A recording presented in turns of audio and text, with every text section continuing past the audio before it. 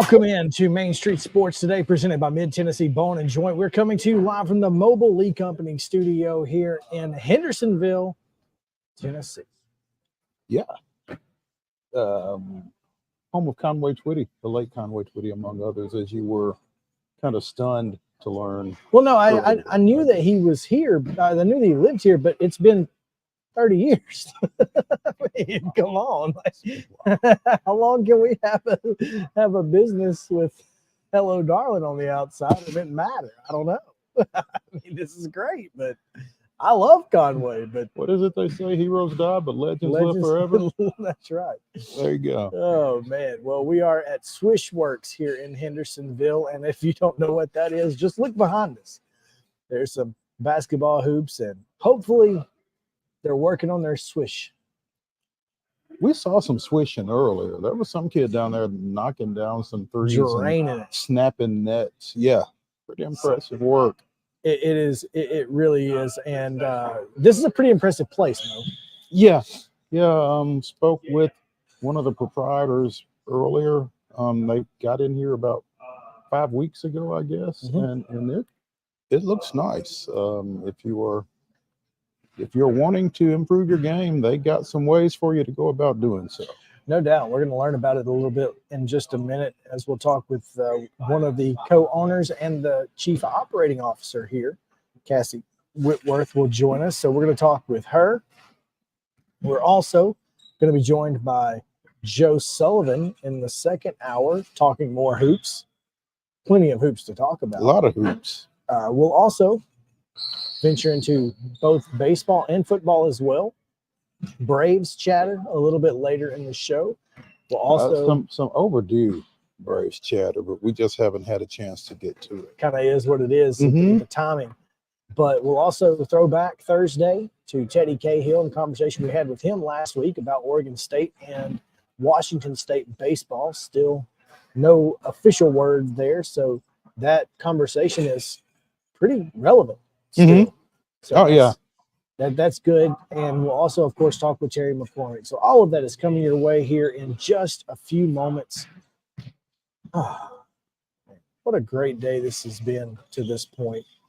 Looking forward to continuing this remote broadcast with all these youngsters behind us, putting it in the net. But before we do any of that, Mo, we do, of course, need to get to yesterday's results, today's schedule, rundown. This is the Rundown. Short slate of girls high school basketball games on Wednesday night. Clarksville defeated Beach. This one went to the wire, literally 67-65. The Lady Wildcats with the win there. Rossview defeated Clarksville Northwest 49-25, and it was Springfield 44, Gallatin 38. On the boys' side, Beach defeated Clarksville 72-41. Rossview defeated Clarksville Northwest 67-63, and it was Gallatin with a 56-37 win over Springfield. Men's college basketball action on Wednesday night. Middle Tennessee State with a much-needed 84-47 win over Division II Reinhardt out of Georgia. In the association, the Grizzlies struggling again. Well, they're at home. They haven't won much there. Yeah, well, and they didn't win last night, falling to the Raptors 116-111. Tonight's basketball action on the high school level. Ainsworth is at Brentwood Academy, 6 o'clock. These are all double headers with 6 o'clock tips. Nashville Christian is at Clarksville Academy. Mount Pleasant is at Eagleville. Ezel Harding welcomes Davidson Academy. Dixon County goes to Fairview. Lipscomb Academy is at Father Ryan. Friendship Christian welcomes Donaldson Christian. Rockville goes to Lawrence County. Spring Hill at home against Giles County. Murfreesboro Central will be at Sycamore, and Zion Christian hosts Riverside Christian. In girls only action, Pope Prep will be at Harpeth Hall at 5:30. St. Cecilia Academy will be at Christ Presbyterian at 6. And in boys only action, Pope Prep will be at Montgomery Bell Academy because it's boys only school, and Harpeth Hall is the girls only school, and so that's good scheduling. That is good scheduling, yeah, and I'm sure Coach Wade will be ready to get out of here and get headed in that direction, right. Traffic being what it is. College basketball doubleheaders today. Talk about good scheduling. No doubt. Fisk is at the Virgin Islands. That's a 4 o'clock start for the women here, 6 o'clock for the men. Tennessee State plays at University of Southern Indiana. There we go. The Screaming Eagles. 5 o'clock start for the women, 7:30 for the men. Both those can be seen on ESPN Plus. At 5:30, the Ashland women play at Trevecca. That's followed by a men's contest between those two. Men's basketball at 5:30 today. You can see it on ESPN Plus. Austin Peay is at Bellarmine. At 6 on ESPN Plus, Lipscomb is at Eastern Kentucky. Women's basketball, 6 o'clock, ESPN Plus. Bellarmine's at Austin Peay. Also, Eastern Kentucky's at Lipscomb. Vanderbilt opens SEC play at the Hump against Mississippi State. 6:30 start on ESPN Plus.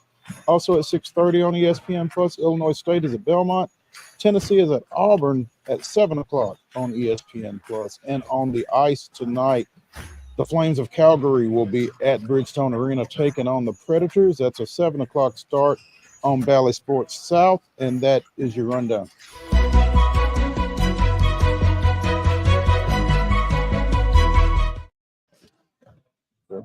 Yeah, absolutely. Come on in. Our top story is brought to you by our friends at Piggly Wiggly here in Columbia, Neely's Mill Shopping Center. Make sure to go by and get your fresh hand-cut meats, or, of course, you've got their great deli lunch specials, meat, vegetables, cobblers, whatever you want. They'll put it together at a very reasonable price. So that's always, always good. And, of course, they've got the great produce as well. It's all cost plus 10 at the register. Piggly Wiggly, Neely's Mill Shopping Center in Columbia. Today's top story, Mo, is joining us on the set. Hey, yes, it is. And we've never had to deal with a bun. So the headset is not really being very nice to co-owner and chief operating officer of Swishworks, Cassie Whitworth. But she's doing the best she can with it. Cassie, we appreciate you taking a second with us. Good afternoon. Absolutely. Thank you guys for That's my bad. There you go. No, let's say Now we thank can you hear guys for coming out and spending some time with us today. Absolutely. Tell us about Swishworks. Yeah, so this is our basketball training facility. It's 10,000 square feet, state-of-the-art facility that allows us to get members in here, help them out with their shot, help them out with their ball handling, get some confidence, and have all of their stats and all their progress and release and everything. So, you know, there are a lot of places where you can get up shots. There are a lot of places that have technology. You guys kind of have both. yeah, that was our goal. You know, just have kids be able to struggling with this. Let me see if I can get it There over you the top go. there. All right. Maybe the play. Yeah, Push it Maybe. down here. Is that as far as it goes, Mo? I think so. Oh, I well. think our guests usually have bigger heads than Cassie. Yes, That works right there. we go. Okay. Awesome. Thank you. We're there. So technology and just getting up shots. You know, there's a lot of rec centers and gyms you can go to just get shots up, but this technology will play back your shot. It allows you to export it to a coach, to a trainer, or for yourself just to be able to see. So being able to see it makes a difference. I'm a visual learner, so to be able just to see it, they can put some training tips to action. I think that's kind of, as we were talking to Tony earlier, I think that's kind of what reverberated with me. The fact that you can take the feedback from this and take it to someone and say, here's what I'm doing. What can I do better? And have somebody kind of walk you through that. Yeah. It's, you know, I'm a trainer myself, so I can't be everywhere at one time. So it's important for trainers to be able to have the capability, everything stored to the profile. So even if they can't be here and it can't be exported, if they have the app, they can go through and see what needs to be changed. And if they're a member, they have the app. Right? Yep, correct. Well, and that's one of the cool things about what you guys do is it's on demand at all times, no matter where you are. If you need to, you know, if you're on vacation and you want to go find a gym somewhere, you can do that. You can learn, you know, okay, this is what I did last time, so now I know where I'm at in the workout. Now I know where I'm at and how I need to update my shot. or whatever. It's just, it's having that information available to you at all times. It just seems like maybe it's overkill, but I would have killed for that when I was playing, you know? There's many people that come in here, coaches, parents, that are like, if I had this when I was a kid, it would have changed who I was as a player. Sure. Yeah. And one of the reasons is what I mentioned this earlier is it gives you a goal, not only against yourself, but against other individuals. And you can see where, your fellow peers are, Right. and you're working toward getting that many shots up or having a better percentage from a certain part of the floor. In the video game world that I grew up in, that was the goal. Right. And so this gives you that goal in a real life scenario. Yes. And, everyone's competitive in some way, me probably a little bit more than others, but, we've got some siblings that come in here and just teammates that you walk in and on our TV is a leaderboard. So right away you can see who's had all time or this week or just today, whether there's some kids up there that have 7,000, 8,000 shots made. So it's some motivation to be able to get more shots up if you see that. So Which you is walk impressive. in and it's like, let the trash talking begin. And right? basically that's what we want. 8,000 shots made in 5 weeks is a lot of shots. That's the cool thing about the shooting machine is that put to your point, if you had it when you were younger, it takes you 2 hours to make 150, 200 shots because you're constantly chasing after a rebound if you don't have a rebounder for you. Right. But we have kids that come in here 20, 30 minutes and they've already got 250, 300 shots up. And the muscle memory that you can create with that, I would imagine, is pretty important. But as a coaching friend of mine once corrected me when I said practice makes perfect, he's like, no, perfect practice makes perfect. That's and correct. that makes all sorts of sense because, if you're shooting it wrong, that muscle memory is teaching you how to shoot it wrong. Right. So that's kind of the key as well. Yeah. Yeah. So, them being able, that's another thing with the visual, them being able to see it. It's just your release, where your hand is, if you're leaning, whatever it may be, why you're missing. And then the net, there's capability to higher and lower it. So for some of our younger athletes, they can't get it over the net yet. It's okay. We can still make it work. So perfect practice makes perfect. That's right. That was one of the things that I was wondering about with the gun there, because I'm not sure I could get it over the net at this point, shoulders and that kind of thing. But I'm not who this is designed for either. So. But that being said, this is designed for really any age. You could be Right. A really young kid, or even someone who just plays church league basketball. Maybe you just want to get better at basketball. Yeah, it's we've got anywhere from second grade and up. It's obviously we're trying to help out middle schools and high schools in the area and all the kids in the area, but we have some teachers and coaches that come in here if they're in a men's league and they're just trying to get a leg up. It's anything better than a kid, I guess, sitting on a video game and just getting them active and getting them in the gym. Being in the gym is the most important thing you can do. Yeah. And so, you're a former high school coach. What would something like this have done to help your teams over the years? Is that why you maybe are a part of this? For me, I've coached kind of all levels. I coach AAU and high school and middle school and everything, but it's a nice environment and it's fun. And that's half the battle, is for these kids to have fun. Girls, boys, it doesn't matter. Just getting them in the gym, giving them a little bit of motivation to come in here.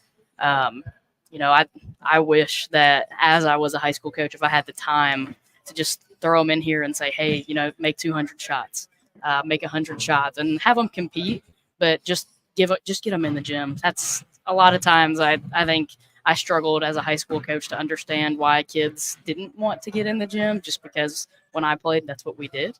But, it's the number of other options these days is just limitless. Yeah. And so having fun is the key part. I think that's you touched on that, and that is the main thing. Yeah. Is if it feels like work, Yeah. kids aren't going to do No. it. No. And so I love. It's not just the shots though. These little workstations Yeah, over here yeah. with the dribbling and ball handling, that is an incredible feature. Because I mean, to me, we had cones and chairs. Yeah. Like, Yeah. that's Yeah. how we learned to cross over. And that this you can watch every single intricate detail of your game and improve upon it day by day, Right. and not have to have somebody else tell you. It's Yeah. right there. Yeah. How cool is that? It's I personally love it. You know, the interactive side of it. There's a lot of things, whether it's the agility, the ball handling, the conditioning in these skill stations, that it just allows members and athletes to have fun with it. You know, there's another competition level. You can beat the NBA defender on here. There's different games that you can do, but it pushes you a little harder, and that's what we want. Cassie Whitworth, co-owner and chief operating officer of Swishworks, joining us here on Main Street Sports today. And Cassie, this is something that isn't anywhere else in Middle Tennessee, is that right? It's not. So, and to kind of be out on the front end, the cutting edge of something like this in the area, I would imagine is a pretty big deal for you. Yeah, it's exciting. You know, obviously it was a process kind of getting it up and running, but now that we're here and we're getting people in the gym, and you know, it's a good place to be. And clearly getting pretty good feedback. Yeah, we have. So we've been here day after Thanksgiving was our first day. So we've been blessed with getting a lot of people in here and, you know, making some connections and, you know, just having fun with it. Cassie, we have a question from Australia. Yeah. Our friend Ian, Okay. who joins us occasionally, says that Lauren Jackson's recent performance in the World Cup at age 42 is amazing.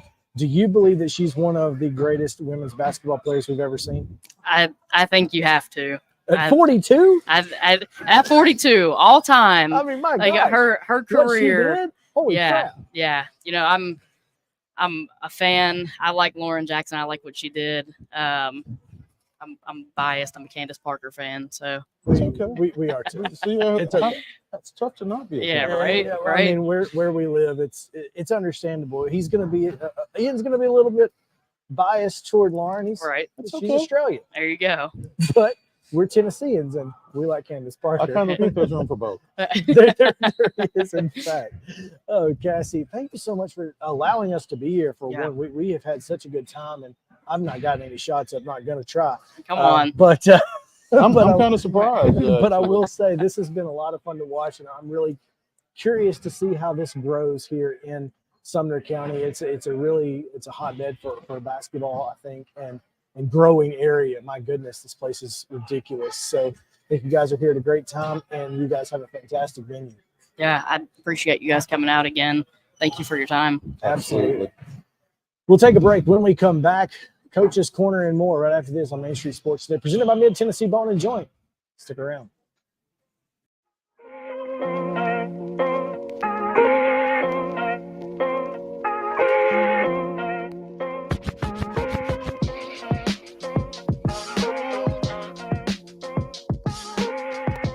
Mid-Tennessee Bone and Joint treats your orthopedic injuries and existing conditions. Our trained physicians will get you back in the game faster.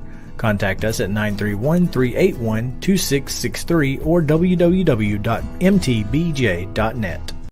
With Lee Company technology, the best handymen are hands-off. Lee Company techs have been using visual findings and other smart technology tools for years to add transparency and virtually take customers along. You see what we see, whether we're in a crawl space or on a roof. With Lee Company, technology helps us help you, no matter what's happening in the world or at your house. Jones & Lang Sporting Goods here in Columbia has been outfitting teams, officials, and anybody else from T-ball to college for 50-plus years. Be sure and check them out at 931-388-8060 or online at jonesandlang.com. Jones & Lang Sporting Goods, the look of a winner. Zion Christian Academy, zioneagles.org or 931-388-5731. You can schedule your appointment. Go tour their campus. It is beautiful over there, and you're definitely going to want to see it. Again, it's zioneagles.org. Give them a call, 931-388-5731, and schedule your tour today. Custom Stone Handlers supplies over 600 distributors and suppliers with quality stone products. Along with River Stone, we produce and distribute over 100 building, landscape, and other bulk products. Our goal is to provide quality products, service, and partnerships to ensure our customers' success. We firmly believe that the measure of any person or company is how they treat other people and customers. Give them a call at 931-490-4990 or visit CustomStonehandlers.com. A game without a crowd is just a scrimmage. A performance without an audience is just a rehearsal. Without your presence, high school sports and the performing arts aren't possible. Ensure that these essential extracurricular activities continue to enrich the lives of students in Tennessee. Purchase a ticket to your local high school's game or performance. This message presented by the TSSAA. Mid-Tennessee Bone and Joint has been the official sports medicine provider for Murray County Schools for more than 40 years. We specialize in orthopedic service, and our Ortho Quick Walk-In Clinic lets you bypass the ER. Visit us online at www.mtbj.net.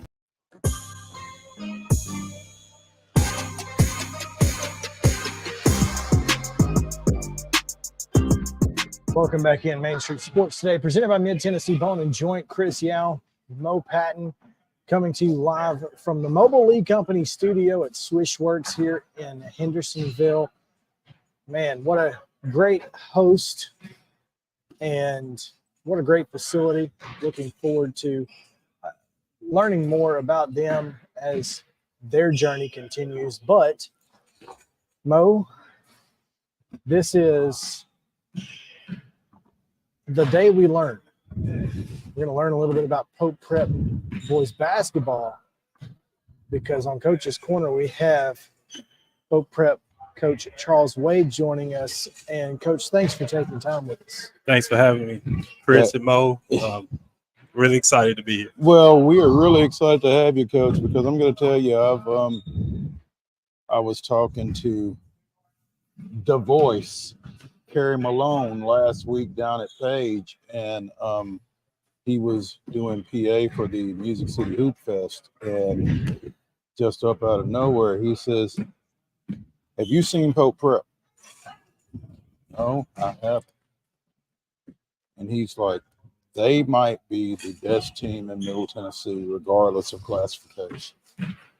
And Kerry's seen a lot of basketball, and so I'm especially excited to hear about potentially the best team in Middle Tennessee, regardless of classification. The Knights 12-2 going into tonight's D2 AAA region opener at Montgomery Bell Academy. And from what I understand, kind of starts with Trey Pearson and Fred Bailey for you guys, but certainly doesn't stop there. No, two tremendous guards. When you talk about two of the better guards in the state, there's no doubt that Fred Bailey and Trey Pearson fit the bill. Fred's more of a scorer. Trey is more of a facilitator, becoming a better scorer. They both were really good defensively. They both have the capability of getting a triple-double any time we set foot on the floor. But then we're deep. We got senior Antonio Wilkinson, who's having a tremendous year, almost averaging a double-double, 12 and 7.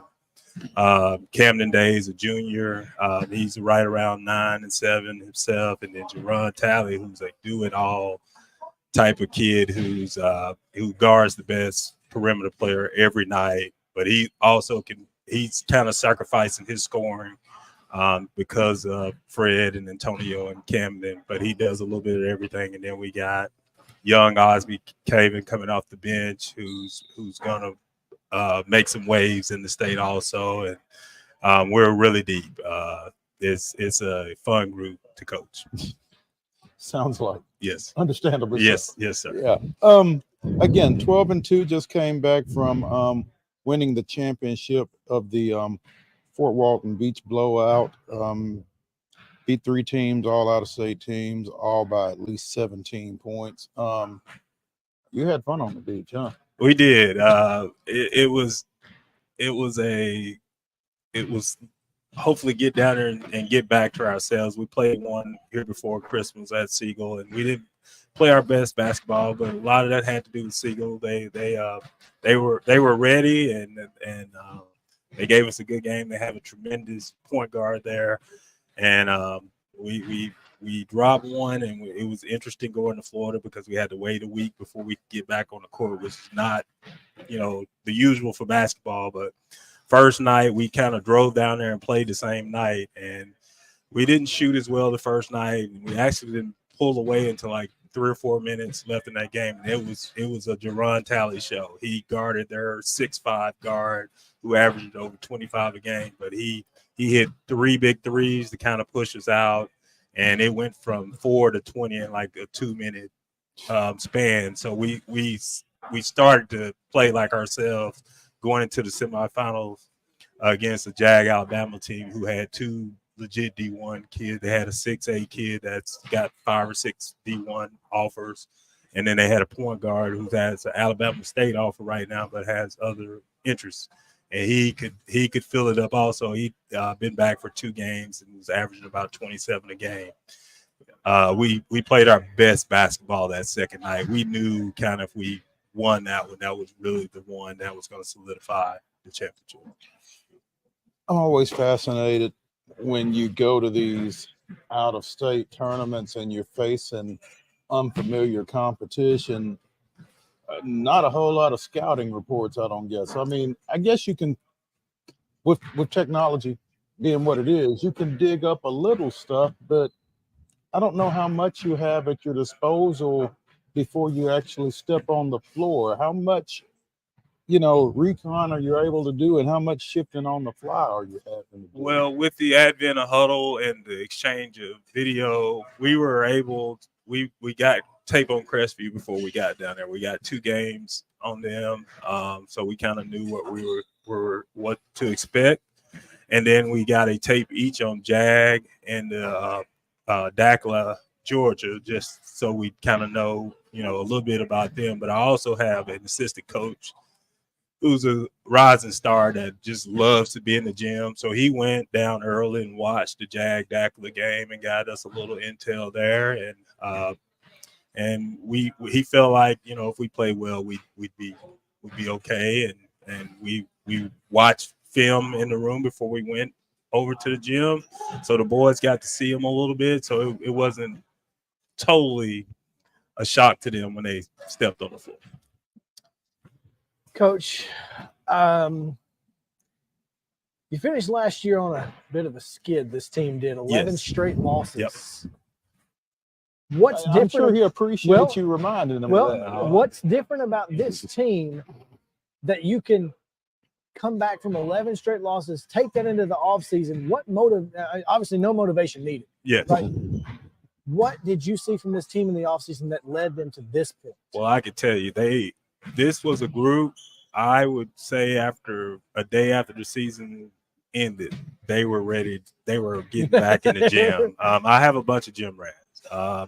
We took it personally. They took it personally. We knew we were more talented than 11 we lost. We were a little bit of an immature team that, just didn't gel the right way. Our region's super tough, and if you're not focused and ready to go every night, that's what's going to happen to you. And we're going into the night knowing if we're not focused and ready to play, it'll be 12 in a row in the region. So that hangs on us. But I would put money on it and say we're not going to lose 11 in a row again this year. The team's a lot more mature, a lot more focused. We're getting, better leadership from within the locker room. So things like that it took a year of those wars for us to understand what it takes to be successful in this region. Here's the thing. I'm looking at your region schedule, and you've only got one non-region game the rest of the way. Yes. But you can be a good basketball team in this region and lose 11 straight. And that was us last year. We were 13-3 going into region play. We won our first region game on a buzzer beater, mind you, and lost the rest. So that's just well, no, we didn't lose the rest. We lost the next one, then we beat Innsworth, and we lost the 11 in a row. Yes, the rest. So it is a region. If you don't come ready to play every night and focus, then you're going to get knocked off. And I think our guys got a good reminder of that with Siegel. Like we were on a long break. We came in, didn't look like we were really wanting to play, was mentally there, and it's just like our region. If that happens, you're going to lose. You can't skate through a game in this region. No. You can't just show up. No, because after going to MBA tonight, you've got Brentwood Academy at your place on Saturday. Yes, and Mr. Tyler Tanner. Mr. Tyler Tanner. Yes. Vanderbilt signee, Yes. Tyler Tanner. Yep. You've got Father Ryan coming to your place on Tuesday. Mm-hmm. You go to Innsworth next Friday. Yep. Then you follow up Saturday against Hillsborough at MBA. That's the one non-region. Yes. And then Lipscomb and CPA. And then it starts all over second again. cycle. Yep. So yeah, I mean there's no rest for the weary. No, but it's a region. If you come out of it and you come out of it in the top 2 or 3, then you know you're prepared to play against anybody in the state, and you can make that run, and that's the goal. You know, if we stay healthy, I think we got as good a chance of anybody. And all you want to do is not lose 11 straight. I mean, yes. not win 11 straight. Yes. You're not going to get that crazy, but just kind of keep yourself in the hunt, I would think. I think that was the lesson from last year. We got a good lesson. I think our guys understand now that we have to be prepared to go to battle. And we lost 11 in a row, but I could probably tell you 9 or 10 of those games were within 3 or 4 points with a minute or 2 to go. So it's just that little bit of difference of hopefully what a year would make. But I think what the competition we faced this summer really got us prepared for this region and preseason. 5 of those losses were by 5 points or less. Yep. Well, and I mean that can happen to anybody, but you know, you have to have guys who, like you said, you guys are deep. You've got scores. Yes. And having multiple scores makes a big difference. Now, of course, Fred goes down, wins MVP, averaging over 20 points a game down there. You guys beat everybody's brains in down there, but you know, he's signed with Trevecca. He's done. He's signed. He's good to go. It takes a little bit off of him. Yes. You know, there's no recruiting hanging over. No trying to prove yourself. I've already got it on the dotted line. Yeah. How much of a factor is that? And and having guys who they can go to Fred. They know that when we need something, Fred's got us. I think you could see the difference in Fred between last year when the pressure was on to try to attract some college attention into this year. He plays a little bit more freer this year. He's an intense guy. Like when he steps on the court, Fred transforms. But it rubs off on the other guys, that intensity in which he plays. And like I said, he's a ferocious scorer, but he does so much more for our basketball team. And for future, your alma mater, how cool is that? I thoroughly enjoy it. Coach Carroll's doing an amazing job. We had him on a couple of weeks ago. He's fantastic. Yes, and he's a fantastic guy. Fred's best basketball's in front of him. He's going into a great culture, and I'm glad that too. I got more reason to go back and watch my alma mater, and I'm proud of Fred, and I'm proud of Trevecca for giving him that opportunity. Trey is a sophomore. Deron is a sophomore. Osby is a sophomore. So Pope's best basketball may be in front of them. Yes, and we got a guy that's a freshman that keep your eye on him. His name's Anthony Wiggins. He might be one of the better players that have come through our program, and that's that's saying a lot with Fred Balin, Trey Pearson, Jerron, and Osby already being here, but Anthony's next in line. So look out for the nights. It's nighttime. Yes, sir. Yes, sir. And man, we really appreciate you coming over here. I know it's not too far; it's just a hop, skip, and a jump I'm over here. glad to do it. But this facility here, Swishworks, you guys come over here and take advantage of this yet? Actually, the varsity team have not. He's invited. We got to find a time that we were kind of in between getting ready for tournament, but this is a huge benefit in your community. Yes, it is. This is an amazing facility. He just showed me how the technology and the gamification works. I know some of my players will eat it up. I already got one that's coming here quite a bit. So there you go. Yeah. Well, it's only going to get better for Pope Prep basketball, and tonight again at Montgomery Bell Academy, 7 o'clock tip. Is that correct? Yes, 7 o'clock tip. And if you've not seen a game at Montgomery Bell Academy, you should definitely get a chance to go over there. It is a phenomenal facility. I'm not sure if all the construction's done and you can actually go to the gym directly. Now hopefully you can, because it was a really tough time the last time I was over there, but it is a really cool facility, and they play great basketball in that region, as you well know.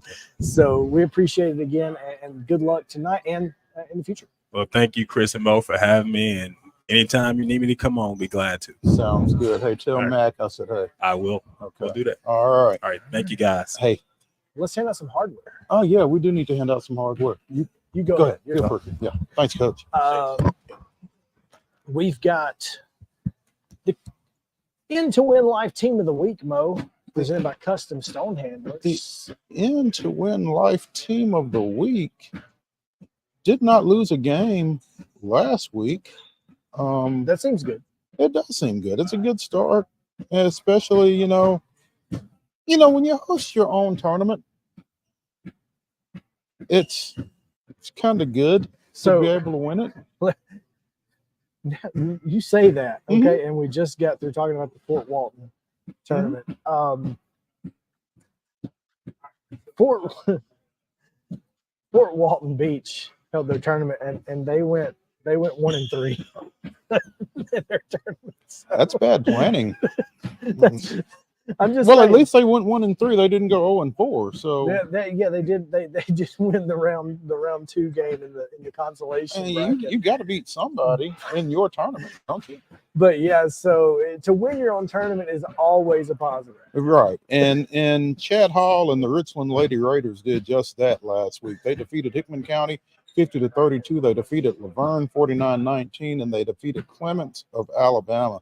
Not to be confused with James Clemens. Right. 2 different schools. I made that mistake at some point previously. Clemens actually defeated Clements 51-35 in the championship game. So the Lady Raiders of Richland are our In-to-Win Life Team of the Week. Always good. We can mention last week's MTBJ Player of the Week, but I did not put her graphic up for whatever reason, but things happen. Yeah. Summertown's Olivia Riggs. Olivia with an A. Olivia, not Olivia. Olivia Riggs, 19 points in 3 Summertown victories, 16 of 30 from behind the arc in those 3 victories. That is above 50% for those of you who are mathematically challenged. There we go.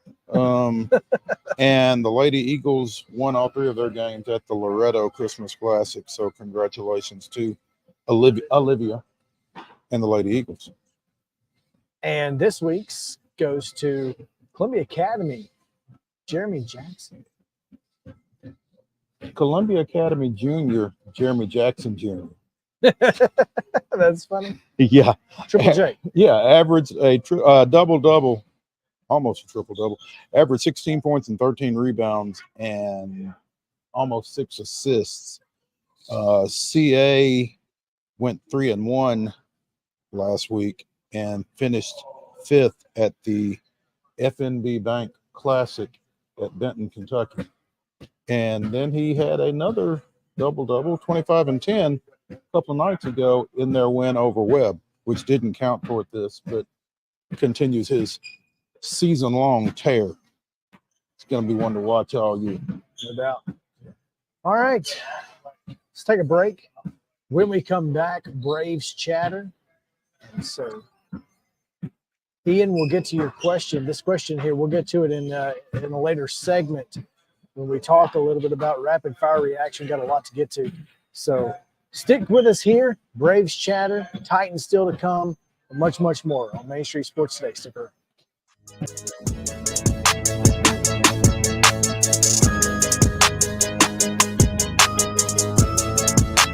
Mid-Tennessee Bone and Joint treats your orthopedic injuries and existing conditions. Our trained physicians will get you back in the game faster. Contact us at 931-381-2663 or www.mtbj.net.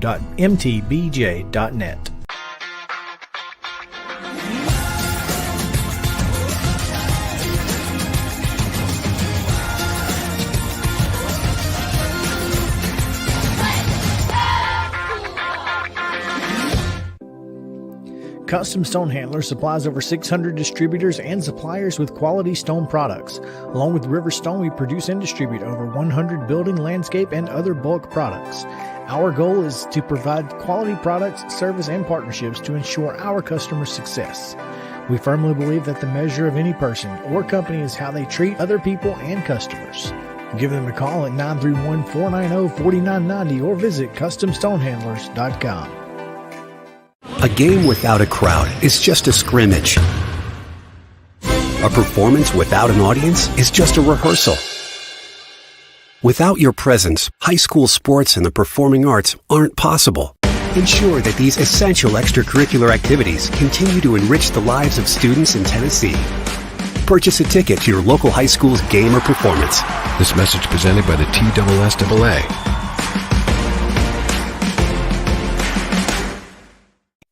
With Lee Company technology, the best handymen are hands-off. Lee Company techs have been using visual findings and other smart technology tools for years to add transparency and virtually take customers along. You see what we see, whether we're in a crawl space or on a roof. With Lee Company, technology helps us help you, no matter what's happening in the world or at your house. Piggly Wiggly, located in Neely's Mill Shopping Center, is Columbia's locally owned and operated Cost Plus 10 grocery store dedicated to serving the community with low prices and smiling faces. Piggly Wiggly offers fresh, hand-cut meats daily as well as daily hot plate lunches from their deli counter. You're certain to see smiling faces and a helping hand when you're here at Piggly Wiggly. Come by and check out our fresh produce, high-quality meats, and more. Down home, down the street, we'll see you at the Pig. Mid-Tennessee Bone and Joint has been the official sports medicine provider for Murray County Schools for more than 40 years. We specialize in orthopedic service, and our Ortho Quick Walk-In Clinic lets you bypass the ER. Visit us online at www.mtbj.net. Hang on to that.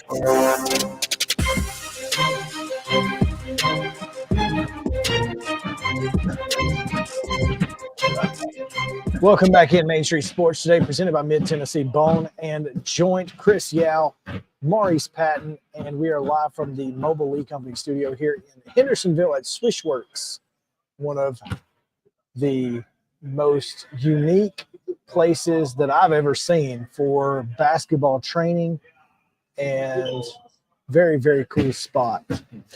Yeah, I think they've really hit on something here. No doubt. And they have great water. It is high quality H2O. It is high quality H2O. The way that we've been dealing with voice issues the last week or so, it's always good to have some high quality H2O. So, let's get into some Braves chatter, eh? Hey. Hey. As the Atlanta Braves have, we feel like at this point, solidified its 2024 pitching staff. I believe so. I think they're done. Yeah, I am. It's hard to say if Alex is done. Just because you never know. I mean, if something else comes up where he feels like he can better the roster. Now, I don't know what else could come up at this point where he could feel like he could better the roster. So here's why I think he's done. all right. Let's say estimations ish. They're about 7 million AAV away from the third threshold. I think they're done. So, and that makes sense. It does. This trade is awfully interesting, to say the least. Well, the trade and the extension. The extension, I understand. The extension. So the reason they extended him, and the reason that they got some money along with him. They got 17 million. Mm-hmm. So here's what is happening. Mm-hmm. They're going to pay him negative $1 million in 2024, basically, with this extension. They now have an extra year of team control, right, with the extension and an option. With the option. So they had an option for 25. They now have the option for 26. Okay. So they have one extra year with this additional option. They save $3.7 million in the luxury tax for this year. They increase 2025 only by 1.6 million. And then they get the deferred money off their books. So they're not going to be paying him in 39 and 40 like the original contract was set up. Okay. So the Braves in this Liberty Media ownership, they don't want to pay anybody past the year they're paying. They're playing. They don't like deferred money. Most people don't.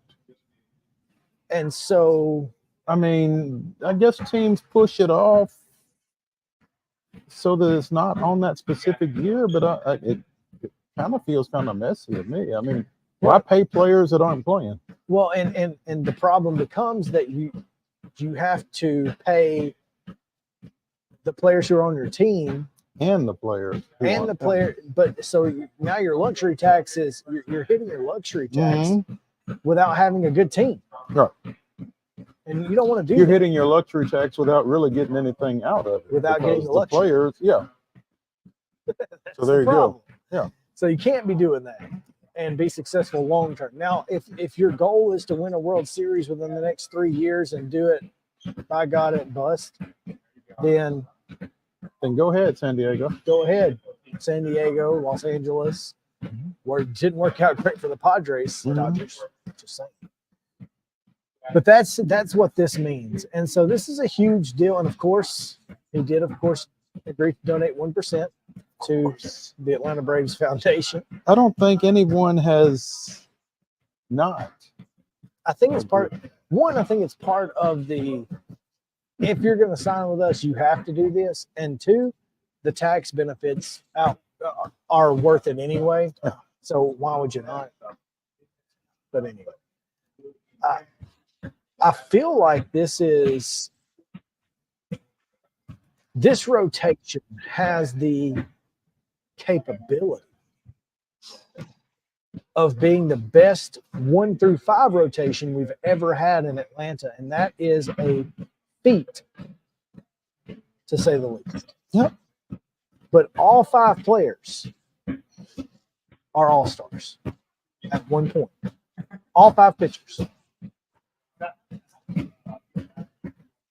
That's Freed, Strider, Morton, Elder, Sale. Yep. Yep. And who knows if Bryce Elder is even going to be the 5. Could be Smith Shawver. Could be Lopez. Could be. No, I don't. I think Lopez is now a reliever for sure going to be in the pin, which is with this trade scary if you're an opponent of the Braves. Well, it's kind of like you said a few weeks ago, though. I think with this move, and if Lopez is in the bullpen, you have Snitker-proofed the bullpen. And just because there are no bad options down there. None. Not one. There's even Brian Snitker can't screw this up. You can't punt a game No, with this bullpen. because there's no victory cigar down there for the other team. Sorry.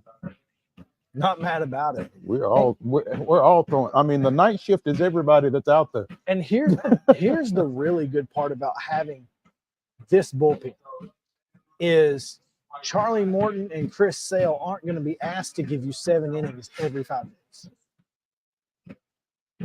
We don't need them to pitch 180 innings. We need them to pitch 120 innings. But at the same time, that doesn't mean that they're done after 5. Not necessarily, but I think you have to be vigilant about their pitch count. You have to be vigilant about their pitch count. You also have to be vigilant about the bullpen. Sure. I mean, you don't want to, which, I mean, again, if we've got 8 guys down there, you can't use 8 guys every night. So that's always good. But it just gives them a little bit of length. I guess my thing is, if Morton or Sale are rolling, let them roll. Be ready. It really just depends to me on what part of the season. Mm-hmm. If we're in August or September, absolutely. Where we've built them up to not get injured, sure. Mm-hmm. If it's April or May, oh no.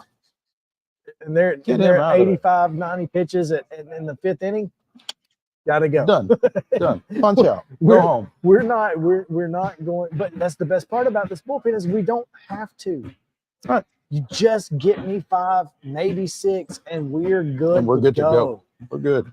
Yeah. Oh, if you get me 6, we're golden. Yeah. If we only got to cover 3 innings of the bullpen, and we got to leave, see ya. Say less. Yeah, say less. Now, here's the one thing that we've not talked about, Chris. Who's gone? Who's gone? Vaughn Grissom is the player traded in exchange for Chris Sale. And I hate it.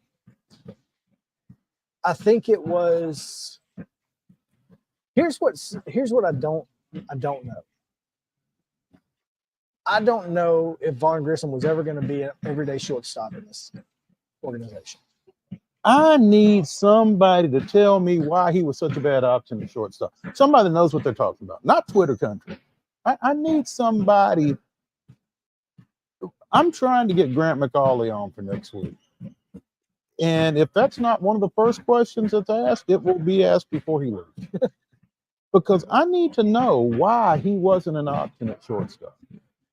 The Braves organization clearly didn't think he was an option at shortstop because he didn't even play it last year in Gwinnett. He played second base. He played some short. Yeah, he played some, but he wasn't their everyday shortstop. If he was going to be the Braves' everyday shortstop, he would have been Gwinnett's everyday shortstop, right? I mean, that's fair. You don't go to AAA and play second base if you're going to play shortstop in the majors. You're just not going to do that. So the Braves clearly didn't think that he was an option. And once Kellenick came in at left field, it was pretty much a given that Vaughn Grissom, based on the Braves' moves, had no place in this organization. And that's not a knock on Vaughn Grissom as much as it's a testament to what Alex Anthopoulos has built in Atlanta. My concern. Okay, so Vaughn Grissom played 31 games at second base. He DH'd 1 game, and he played 73 games at shortstop at Gwinnett last year. All right, so 2/3 of the games at shortstop. All right? Yeah. My concern is once the current shortstop in Atlanta, is he capable of being there for the next 5-7 years? And I based on this trade, I would tell you that they feel like he is. Or that there's somebody else coming up. Yeah. Or they've either got somebody else coming up, or they feel like there's a shortstop in free agency over the next couple of years that they can get. Because they don't have to get anybody else. I feel like, and I think Anthopoulos even said as much, the bat is ready. Sure. And I guess they just didn't feel like there was a place defensively for him. I hope he goes and kills it in Boston, which is where he hit his first major league home run, by the way. So I'm sure that if he had to be traded somewhere, he feels pretty good about that being the place. So. I don't know what this is going to look like in 2 years, but the fact is the Braves needed the guy. Oh yeah, they needed a pitcher. They needed Vaughn Grissom was their best chip, and it just so happened that the next 2 years Vaughn Grissom wasn't going to be playing Major League Baseball. Not in like Atlanta. it, not at shortstop for sure. And Maybe at DH. But why are you going to play a 22-year-old DH? Well, I mean, at the time that Kellenic was acquired, the idea was that they might split time in left. And maybe they just feel like Kellenic, if he is playing to his capabilities, is an everyday guy, and they have enough other guys in the outfield to give him a day off. Here's what you do have to have. We need another outfielder because we don't have anybody to back up anybody. Okay, so we got to have an outfielder on the team somewhere. I guess unless Ozuna is your backup. You got to have an outfield. So my point stands. Mm-hmm. Okay, and then we don't have a utility guy in the infield. Both positions that Vaughn Grissom could have filled. No, you weren't gonna play a 22-year-old as a big utility infield. He needs to play. Yeah. I think your guy from the Angels is going to wind up being the utility. Right. David Fletcher? Yeah, Fletcher. Yeah. So, a little expensive. But that's it. So you're telling me all we need to sell now is a backup outfit? Forrest Wall is still on the 40-man. He is an available option, but I feel like he needs to play too. Probably does. I would venture to say that there is one or two guys out there. Kevin Pillar. Is he not signed yet? I don't think so. I think he's still out there. You know who else hasn't signed? Eddie Rosario. 20-homer Gold Glove finalist Eddie Rosario. The Gold Glove finalist is what would blow a lot of folks' mind, actually. But I think whoever that fourth outfielder is needs to be able to play all three positions. I don't know if you want Eddie playing anything other than left. Right? How about Adam Duvall? Doobie's out there? I certainly would not have an issue with Adam Duvall coming back. I don't know if he's going to come back as a fourth outfielder. Well, I mean, wouldn't have a problem with Jorge Soler coming back either. I don't think he's signed yet. But I don't know if he's a all three outfield position player either. Duvall, but I'm going to tell you, those are pretty good problems to have as you sit here on January 4th. Duvall's a free agent. Yeah. As is Soler, which I think, and what did I tell you the number was earlier? 7. What was Adam Duvall's salary in 2023? 7. There you go. Hey, do the math. I'm not saying. I'm just saying. So, all right, let's take a break. When we come back, Terry McCormick joins us to talk a little Titans. So stick around here on Main Street Sports Today. We'll be right back.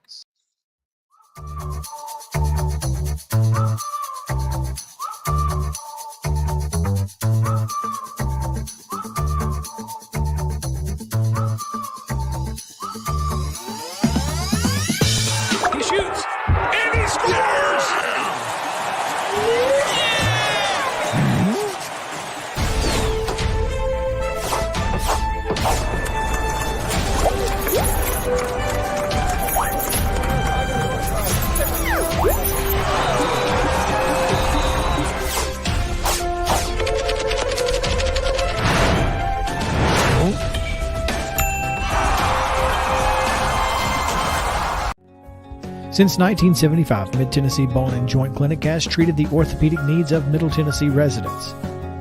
The trained physicians provide surgical options and minimally invasive options to treat all orthopedic needs. The walk-in clinic, OrthoQuick, helps you bypass the ER while treating sports injuries and acute needs Monday through Saturday. Visit MTBJ online at mtbj.net or on social media at Mid-Tennessee Bone Joint Clinic.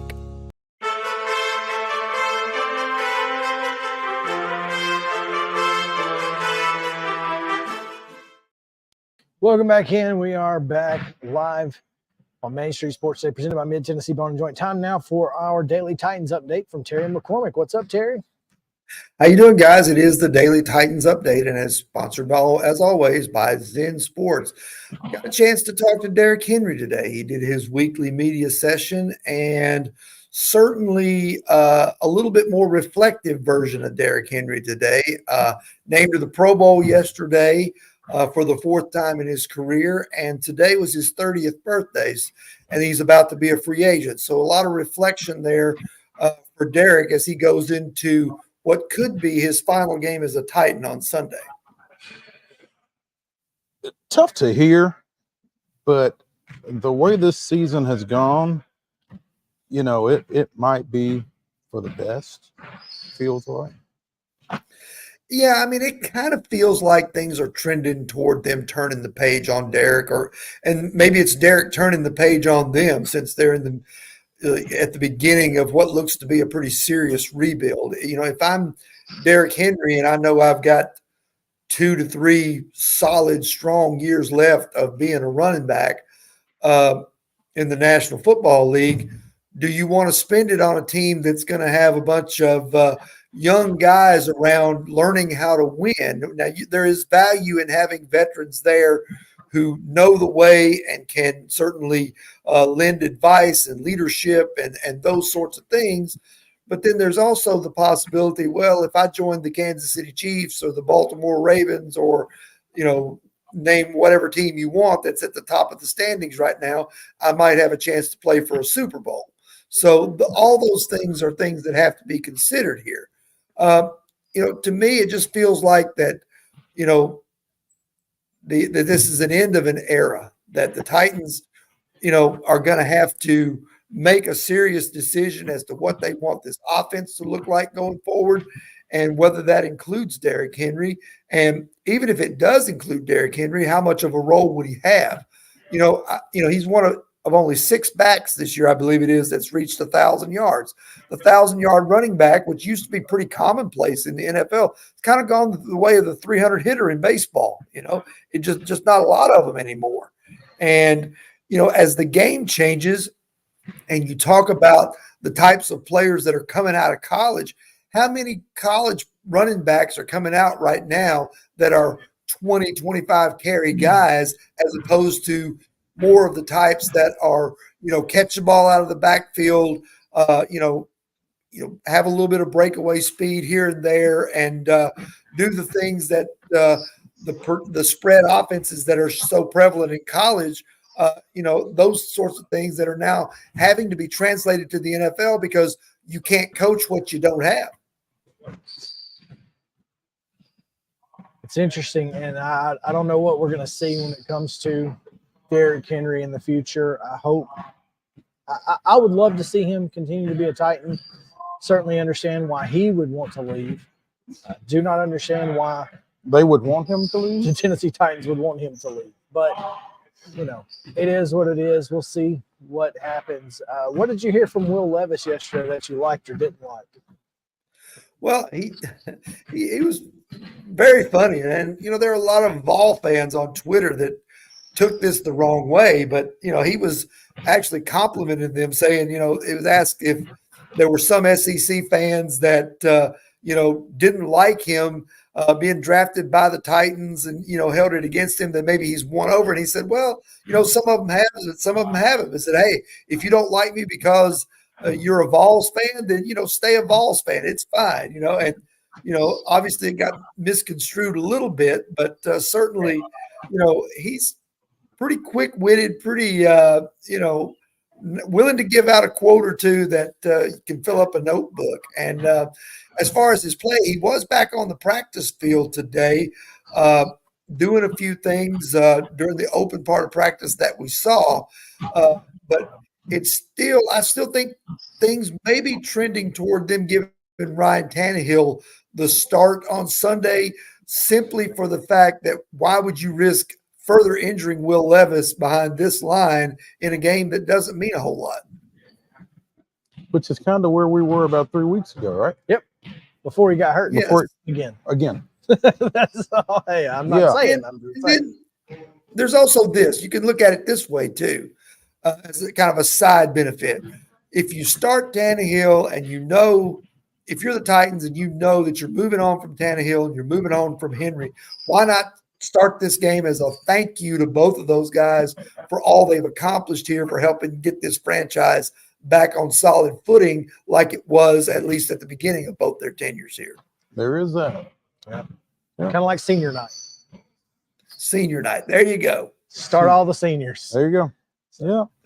Terry, tell us about Zen Sports. The new sports betting app exclusively in Tennessee the last few months, and I'm excited to share with you some big news.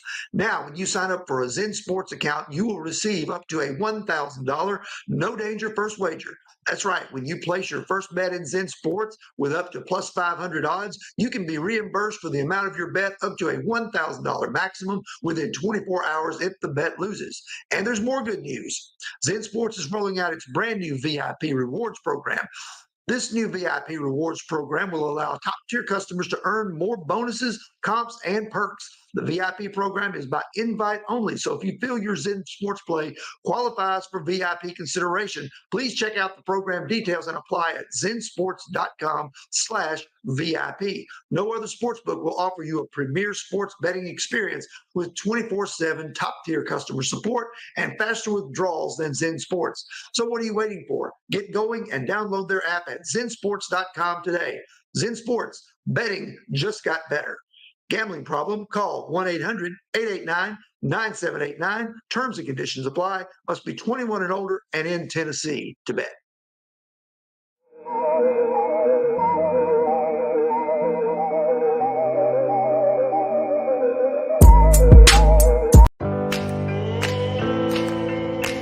Smiles.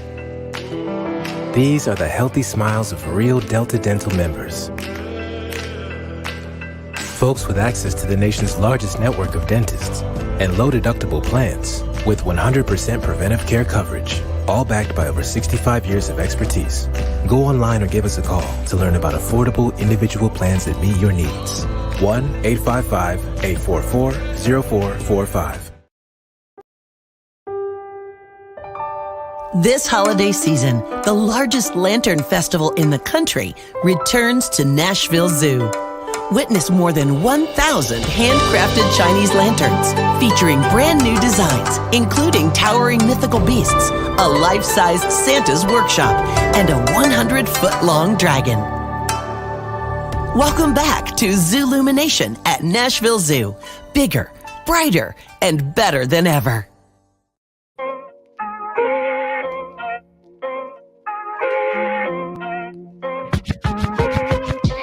All right, it is Thursday, which means we got Throwback Thursday, and we're going hashtag TBT. That's right. We're going to throw it back to an interview that we did last week with Teddy Cahill on Oregon State, Washington State baseball. Very informative, so we'll send you to it now.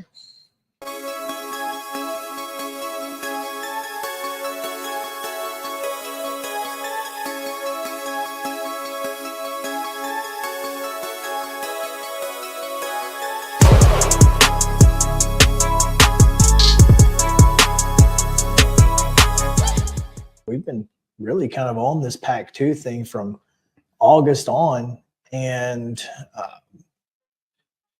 But now we're kind of get into a side of it that's been little discussed, I think, is, the baseball aspect of it, because Oregon State in particular is a national power baseball wise. And so to help us navigate, that's a good word for it, to help us navigate what happens next for the Pac-2 is Baseball America's Teddy Cahill.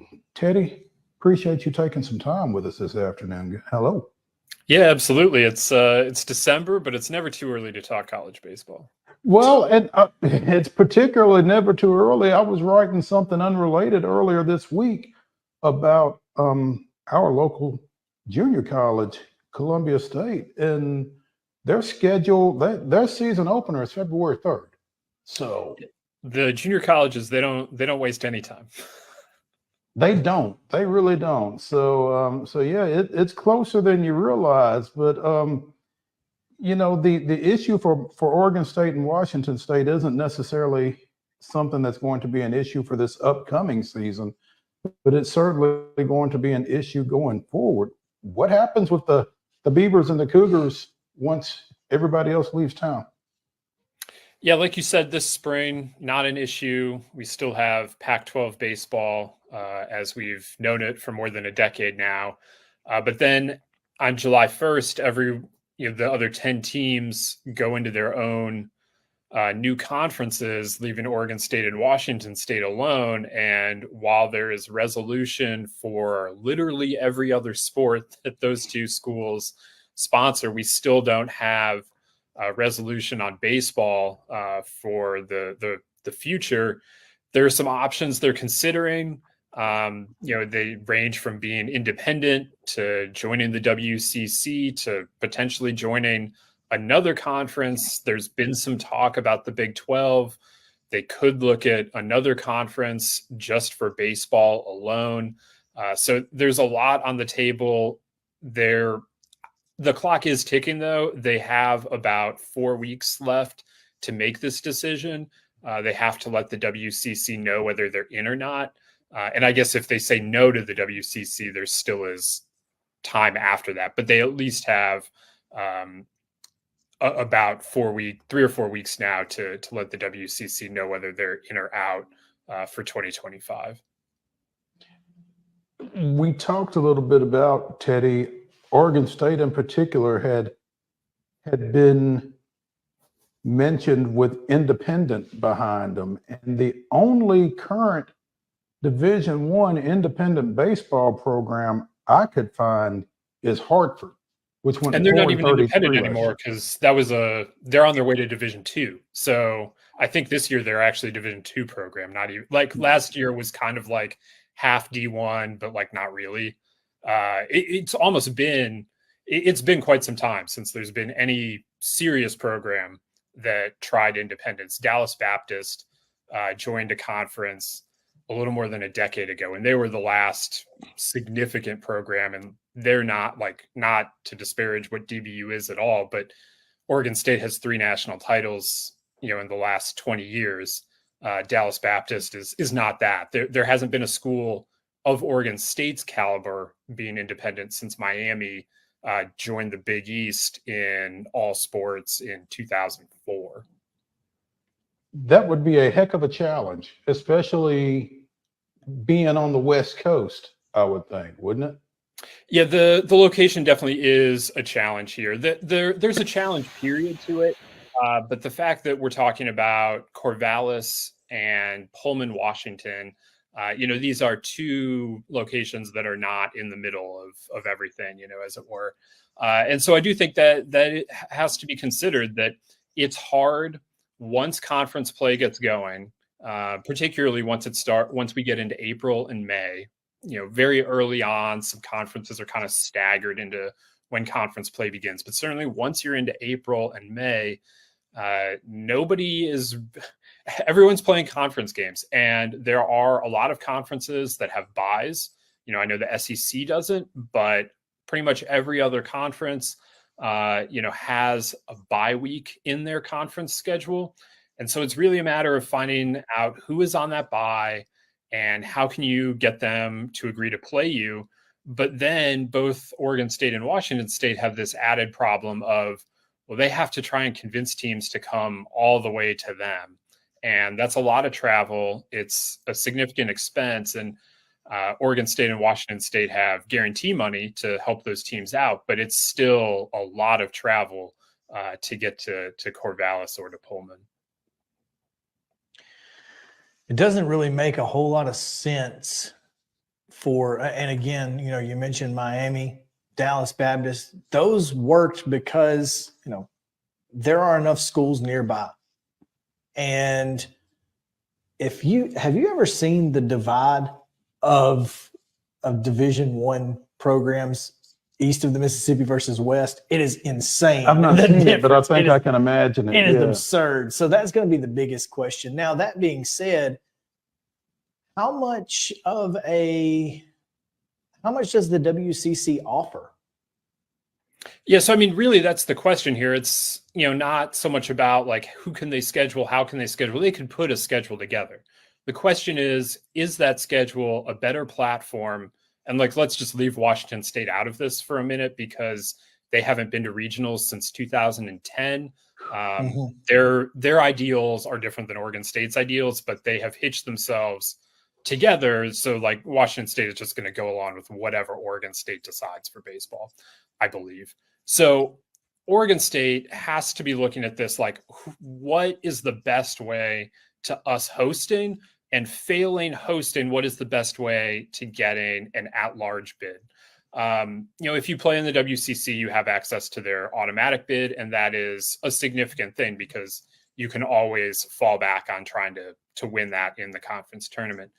The alternate, though, is that no team from the WCC has hosted in more than a decade. They've had 2 hosts ever in the 21st century. And they've had 2 at-large teams in something like the last decade.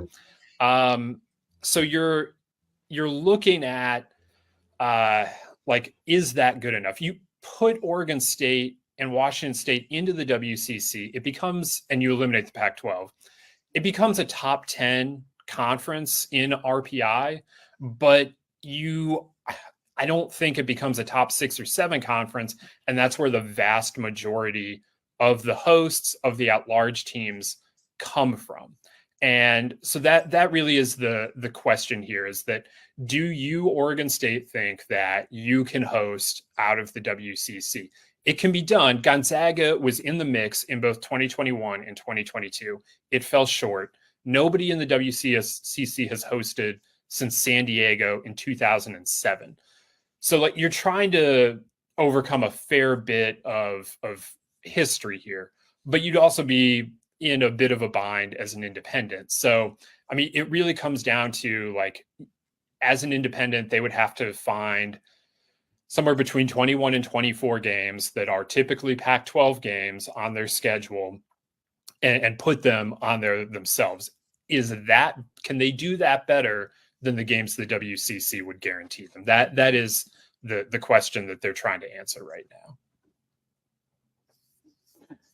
Teddy Cahill of Baseball America joining us here on Main Street Sports today, presented by Mid-Tennessee Bone and Joint. And Teddy, you would be infinitely more familiar with the selection process and the bracketing process for the NCAA tournament than I am, but would they be Oregon State of the West Coast Conference, or would they be Oregon State once you get down to who's hosting? And I mean, would their conference affiliation necessarily be a hindrance for them once they get to that point?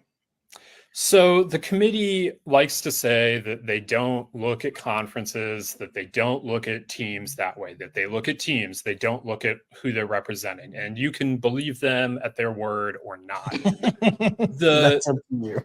The issue here, though, is like, even if you say like, I don't believe you, like you're looking at conferences, like that's fine. But Oregon State is not your typical WCC program, right? Like everyone is aware of what Oregon State is and has been as a baseball program. So like, I don't really think that matters, no matter how you view whether you think the committee is or isn't looking at conference representation. The bigger issue is that the metrics you can't massage. They are what they are.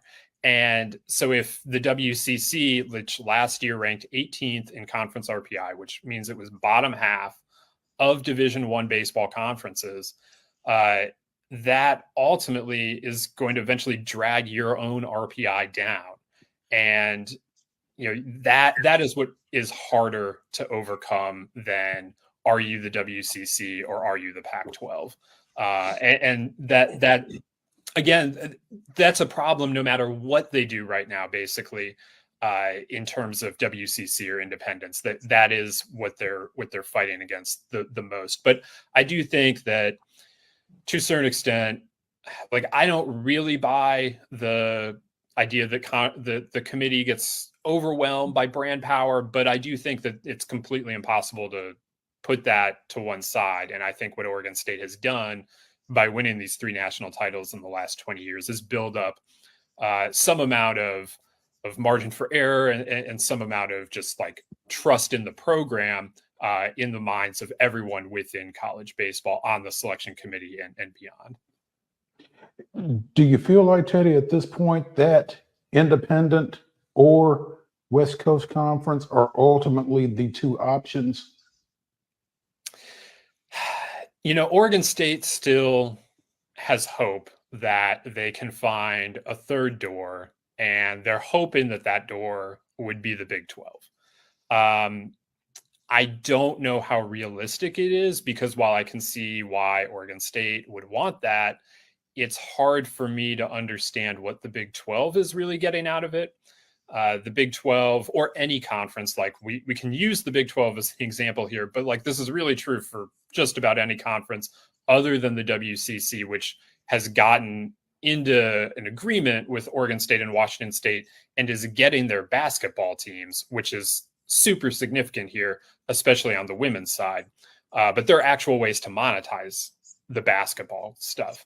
If they sign a 2-year agreement with any conference beyond the WCC for their baseball programs, that conference is getting a great program in Oregon State. And that program may very well mean that your flag goes to Omaha. And the Big 12 doesn't need Oregon State to take them to Omaha, but they would get maybe another Omaha program out of it. But you also get a lot of added travel, a lot of added cost, and maybe Oregon State and Washington State can make it financially feasible, like they threw in money to the Mountain West when they set up their scheduling arrangement with football. Maybe they do that for baseball. But for most of these conferences, you're adding Oregon State and Washington State without real means to recoup those costs or really capitalize on it for a short-term agreement. Probably, it's hard for me to see what other conferences would be getting out of them short of being able to say hey, we just improved our baseball product. The problem is that improved baseball product isn't going to lead to better media rights deals or, in basketball, if your teams play well, you get more money from the NCAA. That doesn't exist in baseball. So you would get a better baseball product, but baseball is really not at the top of most of these conferences' priority lists. So it would take an outside the box move to add them by another conference. And maybe there is a conference out there looking to do that, looking to get their baseball brand pushed up by virtue of doing this. But I struggle a little bit with that one. But I do know that there is some hope, at least on the school's end, that they can find a way to make that make sense for a conference. Okay, so what I heard a little bit ago was that the WCC members probably don't care that Oregon State's going to come in and wipe the floor with them. I mean, because that's what it feels like. So I think the WCC members are looking at it in a different way. They aren't looking at this oh, it's about baseball. They're looking at it oh, we just added a good basketball program and maybe we can get NCAA units off of that. And maybe we can keep Gonzaga happy because the basketball product is going to be improved. The WCC actually does care about baseball. But no, I don't think that they would look at it like, oh, look, Oregon State just showed up and that means we're all playing for second place now. Like, and that's a problem for us. Like, I think they have enough other things going for them that, you know, they would welcome it, and also potentially look at it as like, well, if Oregon State's here, our RPI, like it's not going to help Oregon State's RPI, but it'll help our RPI if we play them. And so then, you know, maybe that helps push us from bubble out to bubble in, if you're that kind of program. Yeah, if you're on the edge there, and you know you go win 2 out of 3 in Corvallis or something, and you know, and then finish second in the conference tournament.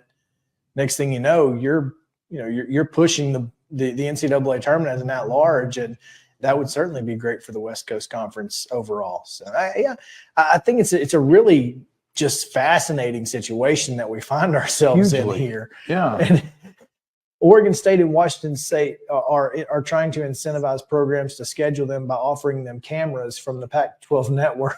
It's like, here, we got a camera you guys can have. I mean, like, I don't know, but it's fascinating. It really is. And obviously we have that 30-day window has already started and whatnot. When do you expect to know for sure? Will it be on that 30th day? You know, I don't know if they'll take it right to the end. I would guess. And here's the other thing I'll say, like, I have questions about how firm that actually is. That, like, if these two schools come to the WCC and say, like, hey, can we get 2 more weeks? Like, I don't know why the WCC would say, like, actually, we need an answer right now.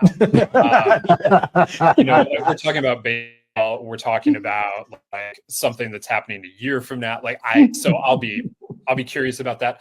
I do think, though, that like the reason why that window is there clearly is because Oregon State and Washington State are trying to explore some things. They signed that arrangement on Friday, which was like the 22nd, I guess. Like, it's hard to imagine that anything has moved in the first like 5 days of that agreement. So I would expect it at the end of the 30 days, whether it comes on the 30th day or not. But I am not anticipating any news coming out in the first week of the new year. Gotcha. All right. Well, Teddy Cahill of Baseball America joining us here on Main Street Sports today. Teddy, thanks so much for taking time with us. We appreciate it. Navigating this has been fun and weird and a lot of different things throughout the last 6 months, and it's not going to get any easier and any less weird over the next 2 years as Oregon State and Washington State obviously try to do whatever they're going to do, whether it's rebuild the Pac, join the Mountain West, or whatever. So I'm sure we will talk to you again soon about this topic and hopefully others. Absolutely. Thanks a lot, guys. Thanks, Teddy.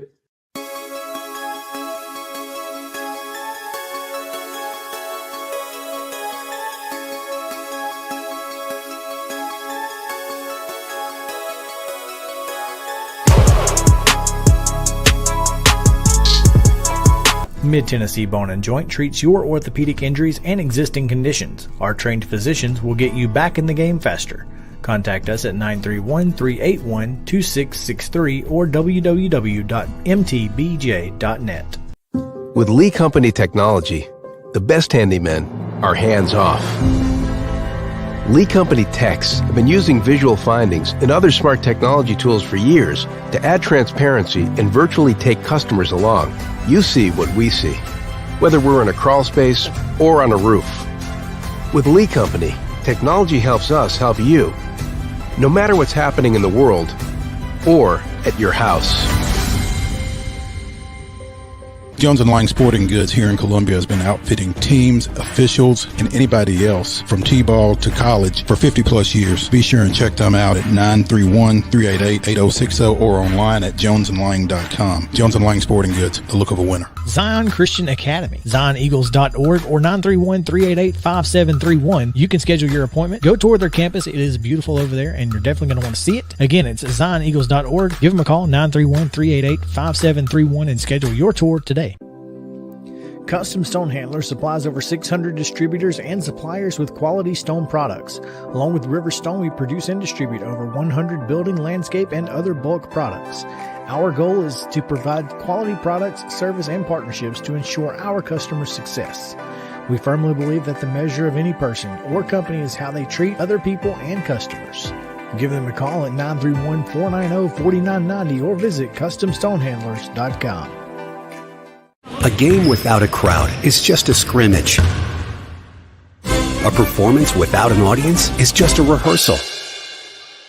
Without your presence, high school sports and the performing arts aren't possible.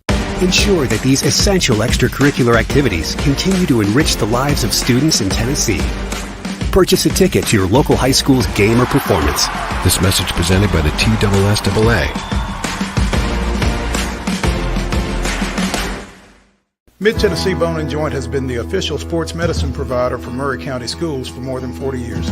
We specialize in orthopedic service, and our Ortho Quick Walk-In Clinic lets you bypass the ER. Visit us online at www.mtbj.net.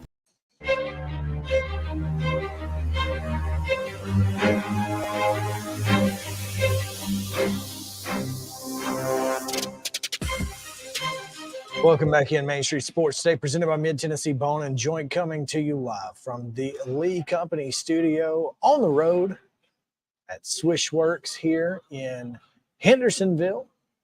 Great facility, helping young folks get better at the game of basketball, and that's always a good thing. Unfortunately, some teams in the Nashville collegiate ranks need to get better at basketball too.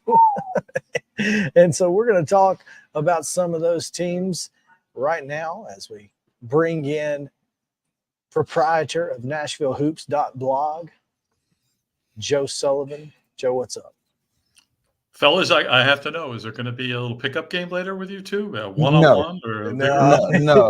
No. We're I can tell you with all certainty there will not be.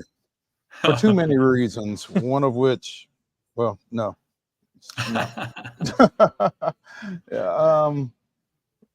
heck of a thought. 20 years ago, maybe.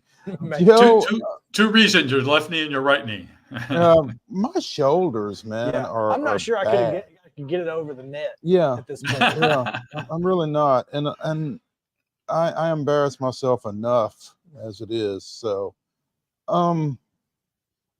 where is a good place to start? Joe, on Nashville. How about Hoops? my Bisons? Your Bisons. Well, your Bisons. Hey, now, huh? Look, I'm the one who said they might win in Tallahassee. Yeah, look. I poo-pooed Chris when he said that. It was kind of tepid, though. Oh yeah, it was certainly. It was, But yeah, I tapped danced around it, but okay, that's okay. Okay, your Bisons. Go ahead. Let's talk about your Bisons then. Big win though. Well, how do you follow up on that? So, should I go? Good, please. Yeah. So first off, I want to on the website then, NashvilleHoops.blog, where we had the small breaking news where Darian Boyd, the Bison's leading scorer, who broke his thumb late in the second half in the Belmont game, his non-shooting hand, might play tonight. They're playing at Eastern Kentucky. Their first two Atlantic Sun games are road games, at Eastern Kentucky and at Bellarmine. And Boyd could be playing. Lenny Acuff told me he's got to see him play in warmups. He doesn't have a plan yet for how he's going to use him, but it's big for them if he comes back. They beat Florida State without him, which is an incredible accomplishment. I didn't think it could be done, but they played great. And you add Boyd back in, and this is an Atlantic Sun contender, I think. And Joe, when you win a game like that, and then you go into conference play on the road, obviously everybody knows that you just won at Florida State over the weekend. I mean, the element of surprise is gone. You're not going to sneak up on Eastern or on Bellarmine, and it's not like, you needed their focus to be that razor sharp. I mean, they will be ready for whatever the Bisons bring, with or without Boyd, I would think. Yeah, and I think probably the atmosphere at Eastern Kentucky will be tougher than it was at Florida State last Saturday. Everyone was worried about the football game. Wow. For whatever reason. Worse, the basketball game or the football game for Florida State? I'm not sure anybody was worried about the football game at Florida State, at least not on the team. Judging by the way it went, yeah. But yeah, I mean, your point is made. They were, that's just a heck of a victory, I think, for Lipscomb under any circumstance. But again, and I've seen, mid majors go on the road and win games like that, and then kind of come back and not be able to back it up. And I'm sure that's what Lenny Acuff has been talking to this team about over the past few days. Okay, that's a great win, but now we got to go and do it in a conference road game. And Eastern Kentucky, it's interesting because if you were planning out as a Lipscomb fan and putting little W's and L's next to games before the season, this game tonight at Eastern Kentucky, you would have probably been made it a loss. Eastern Kentucky was the preseason selection to win the Atlantic Sun, and they've been a big disappointment. I think they're 4-8. They've lost a home game to Prairie View. They are beatable. And if Lipscomb can play, they don't even have to play as well as they played against Florida State to win tonight. So this is an important game for Lipscomb to establish itself, maybe as the top team in the league by winning at Eastern tonight. Joe, I kind of go back to when John Morant was out for the Grizzlies for that period of time. Sometimes there's a different dynamic on a team when your best player is out. And when that player returns, it can take a little time to get back into the swing of things, maybe. Now, obviously, he's played with them this year, and it hasn't been that long ago. But does that make a difference in this, do you think? Or are they just going to kind of pick up where they left off with? No, I think you make a good point. But I would take this a little further. Jacob Agnatovic, who is their leading scorer last season and has been out all season with the knee injury, is a big guy who plays inside. Without him, Lipscomb has really played that 5-out type of offense, even with Owen McCormick, who's their 6'9" center, and Grant Asman comes off the bench. They are playing 5 players away from the basket, running that Princeton-style offense, looking for their back cuts. And Boyd fits right into that. He fits that style. So I expect him to fit right back in, to answer your question directly. Okay. We talked about Lipscomb. It's tough to talk about Lipscomb and not talk about Belmont. And, I saw on the news a couple of nights ago when Belmont lost at Southern Illinois, I saw a Casey Alexander, who I don't know that I've seen that fired up maybe since he was playing quarterback at Brentwood Academy. But Casey, that's a great reference. Casey doesn't get like he was in that clip very often, I don't think. No, I think you're absolutely right. That is not like him at all. He's very calm. And Casey Alexander got tossed the other night. Wait, I got to ask you a question first, Mo, before we discuss that. What kind of quarterback was he? Very short within himself. Yeah, that too. Yeah, he was a very short quarterback, but I tell you what, he gritty, gutty, did what had to be done to win, knew his strengths, knew his weaknesses. I mean, he played quarterback like he coaches, I think. I think Casey would love to play for Casey, probably. So, but really enjoyed watching him at the high school level, both in football and basketball, actually. So his ejection, it is so the game was definitely called. The officials, and he can't say this specifically because he'll get fined or. It was definitely called. How can I say this? In the style that Southern Illinois would like. Physical play was allowed, and Belmont never really got into their free-flowing offense that they love to because play. They were getting bumped around a lot, huh? Correct. So he was hot to begin with about that. And then there was a travel call on Malik Dia that, they never showed the replay, but, it wasn't like one of those where you said, oh, that's traveling. They blew the whistle and they called it. Maybe it could have been if we'd seen a replay. And it wiped off a basket, didn't it? It did. Okay. And as the ref who called it is coming back up court, he runs right by Casey, and Casey just starts screaming at him. And that was it. I mean, he just turned around and went, 1, 2 gone like that. It would happen so quickly, and then Casey really lost it after that. And he didn't leave quietly or quickly. He continued to Got his money's worth. There you go. Yes, he continued to yell at the officials, and he had to walk across the court to leave. And at some point, even though he was on the court leaving, he was walking backwards. He's still yelling. And another thing. And then slowly a security guard walks into this camera, like they're going to have to escort him off. And then he turned around and walked off. So they didn't really need the security guard, but it was amusing to see the security guard. I immediately texted Greg Sage, the great PR guy over at Belmont, and he can't answer me right away because he's doing the color. He's the analyst on the radio broadcast. And but he did text me later. It's the first ejection in Casey's career. Wow. Well, it looked like he did get his money's worth, I'll tell you. And you talk about that slow walk across the court and off the court. I covered a Vanderbilt Arkansas game years and years and more years ago, Joe, when Nolan Richardson was at Arkansas and he got tossed at Vanderbilt. And I don't remember how it was, but he had to walk the length of the court to get off the court to get to Arkansas's dressing area after the game. And it was like glorious. He had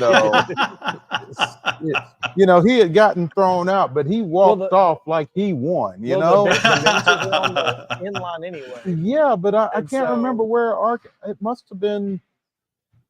Arkansas must have been dressed in. Well, clearly that wouldn't be true. That wouldn't be true now. The visiting team, he could just go right down the steps.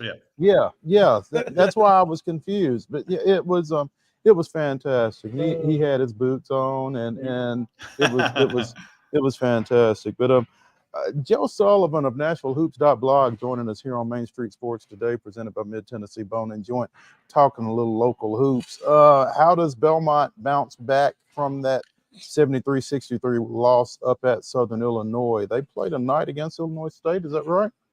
No, that's not right. Their next game is Sunday. Drake. Oh, Drake. Okay. Drake. The winner. So they're playing Drake at home. Okay. On Sunday, 2:00. I'm sorry, Joe. We're reading men's and women's schedules in the rundown, and so I get confused. They played Drake, and you said that was going to be a ball game worth watching. Absolutely, and it is so. Tucker DeVries, the star of Drake, is on the NBA radar. I checked with Greg Sage earlier this week. There are 18 NBA scouts that are going to be at the game, and so they're there to see him. And this conflicts with the final Titans game of the year, so I don't know what people are going to do. But if you're a basketball fan, I don't want to be a PR guy, but I'm very excited about going to see DeVries play in person. He didn't play in Nashville last year; he was hurt. And also, it's an important game for Belmont. Drake was the preseason pick to win the league. Right now, we'd say they're probably the second best team in the league. Indiana State looks like the best team. But this is a really important game for Belmont on Sunday. They need to win this home game against Drake to establish themselves as one of the top teams in the league. And so one thing that came up Tuesday night, for Belmont is Jacoby Gillespie, their point guard, their outstanding point guard. His left hand, it's non-shooting hand, but was wrapped and they confirmed to me that there was an injury. They weren't specific about what it was, and that he's day to day. He played with an injury against Southern Illinois, and was not at his best offensively. I mean, he only had 6 points, and he's an important offensive player for them. Defensively, he played well because he guarded Xavier Johnson, who I guess right now might be the second leading scorer in the nation, and Belmont held him under his average. They really made him earn what he got. Joe, you talked last week about not knowing much in the way of Little Rock and not being able to kind of get a read on them. Tennessee State sort of struggled at times, but obviously come back late and get a 90-82 win. What a win for them! This is like a secret. Right? This is like a quiet win that could change the season. They look like they were about to lose it, to give it away again, like they've done a lot of times this year. And they got tough and they made the plays they had to. Playing without Jalen Jones, by the way, who was suspended for the game. Conduct detrimental to the team. I guess I wasn't a believer in them as being that mentally tough to be able to handle the challenge from Little Rock and win that game, and they did. And I mentioned to Penny after the game, I said, this is the type of game that can change the season, or they can believe in themselves. They know they can do this. And, Penny, being cautious, said, I hope so. he wasn't ready to buy in totally. And that's because they have a road trip coming up. They're at Southern Indiana tonight. And then they have a huge game Saturday at Morehead State. I finally got to see Morehead State play a little bit on Sunday. And we had talked about Riley Minix, their NAIA transfer. He's a beast. He had 34 on Sunday when I was watching him. He looks like he could be player of the year in the league. And Morehead looks real tough again. What a transfer pickup he was. I mean, no one heard of this guy. And he's going to be, he could be player of the year in the OVC. It's crazy. I think part of the reason Morehead is such a tough place to play is it's such a tough place to get to. I mean, I've never been, Mo. Tell me. Well, I've not been, but I have been to Richmond, and I think it's like an hour and a half past there. Yeah. So, do the math. But so this is a tough road trip for TSU, like you said, going to Southern Illinois and then Morehead. And I guess if you get a split maybe out of those two games, you feel pretty good about your OVC status? Yes, I would agree. They have to win tonight. This is Southern Indiana. They did win. Southern Indiana beat. If I mess this up, Lindenwood on Sunday, they're beatable. It was only their fourth or fifth win of the year. I mean, Tennessee State, Jalen Jones, hopefully back, should win this game tonight, and then we'll see. I would think Morehead's. It's going to be very tough to beat Morehead. I'm not sure what they're going to do with this Minix guy. People should get to check him out. He's really an interesting player. Joe, before we let you go, if you got an extra $100, you want to play the lottery, put it down on Vanderbilt to win the SEC regular season. Odds from Bet Online AG 25,000 to 1. It might give me $1 million to 1, Chris. You're still going to lose your $100. So, but they did beat Dartmouth. As predicted. Beat Dartmouth as predicted. But on these Chris, very airwaves. Yes. As you said, though, they played down to their competition, as you have pointed out, and they did not play well. Easy. Yeah. Well, they've got Alabama Saturday afternoon at Memorial. But watch out. They might drown the tide. Alabama averaging 92 points a game. So they're going to go after it. We'll see if the Commodores can keep up. I have my doubts. He has his doubts. Well, Alabama scored good story. 100. There's a good story in the Tennessean today by Aria Gerson about Stackhouse's situation and whether his job is in jeopardy. And she does a nice job. She really explains how poorly they're ranked in terms of the metrics that judge basketball teams in the country. The only major conference team that has a worse ranking is DePaul. That ain't great. Joe Sullivan of NashvilleHoops.blog joining us here on Main Street Sports today, as he does typically on Wednesdays. Appreciate your flexibility here around the holidays, Joe, and look forward to getting you back in the regular rotation next week. We'll see you guys next Wednesday. Thanks for having me on. Sounds good. All right. Let's take a quick 1-minute break. Come back. Rapid fire reaction right after this.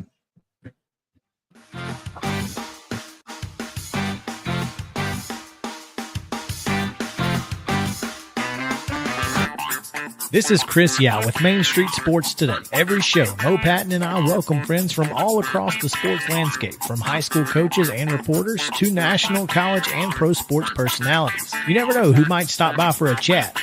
She's on Thinking Out Loud, presented by Regions, and Out of Pocket with Alyssa Lang. It is, in fact, Alyssa Lang. I'm a little nervous. I'm going to lower the bar for guests now. Oh, no. Apologies in advance. It sounds like SEC Commissioner Greg Sankey. You got that radio voice. I do.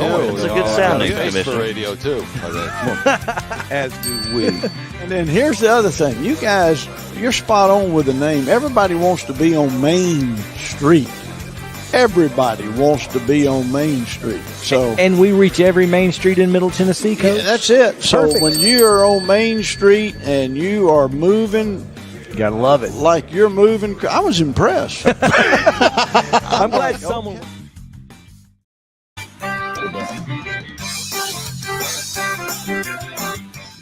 Welcome back in. Rapid fire reaction now on Main Street Sports Today, presented by Mid Tennessee Bar and Joint. Once again, thanks to our friends at Swishworks for allowing us to come out and hang out here today.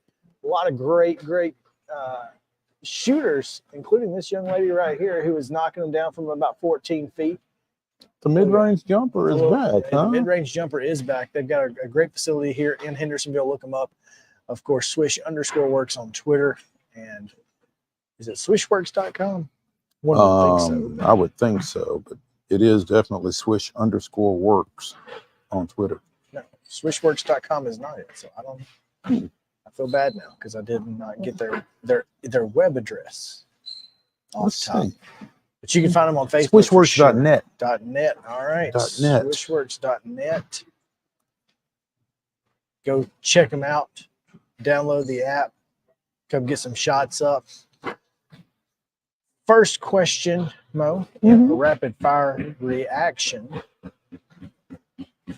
Want to give a shout out to Hank Brown for his performance in the Music City Bowl, former Lipscomb Academy signal caller, coming back home, and had a pretty good day, which, you know,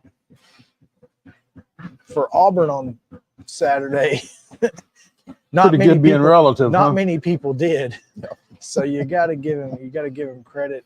Pretty solid outing from him. So just want to give him a shout out. Number 2, mentioned earlier, Quinshon Judkins and Caden Salter are in the portal, and with varying degrees of surprise attached to each of those. Not terribly surprised Caden Salter is looking at making a move. No. Would not have expected Quinshon Judkins to be leaving the juggernaut that is Ole Miss football all of a sudden. Okay, but we heard at SEC Media Days about Quinshon Judkins being wooed by suitors. Now that Ole Miss is paying these other players, what does Quinshon get? Did he go and say, hey, I know what you're paying Walter Nolan, and I need to get paid what Walter Nolan's getting paid? Well, and I would think that Lane Kiffin would be smart enough to have known that. And yet, he's in the transfer portal. Well, just because he's in the transfer portal doesn't mean he's transferred.